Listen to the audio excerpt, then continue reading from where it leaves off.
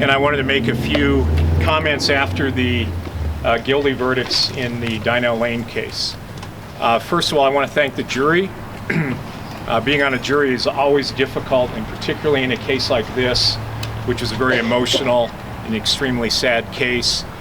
The justice system always works best when a jury has been able to hear the evidence in a public court, deliberate on it, and then speak as a voice of the community, as they've done in this case. I also want to thank the Longmont Police Department. Stacy Graham and Jeff Satter are behind me. The Longmont Police Department was the lead investigative agency in this case, and they did a terrific job. This was a very difficult and complicated crime scene. They did a great job of collecting evidence, making sure it got to the Colorado Bureau of Investigation, and making sure that the right analysis was done. I also want to thank my team, some of whom are here. Katrina Weigel, Chief Deputy District Attorney, was my co-counsel on the case, and as you all know, because you got to watch her, she did a terrific job.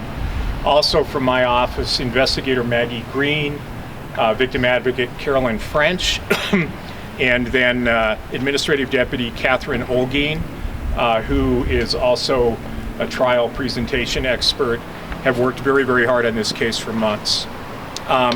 As you know, because you guys have watched trials, any trial is complicated. But taking the kind of fact pattern that we had here and presenting it in a compelling, manageable narrative took a lot of work from a lot of different people, and I thank all of them.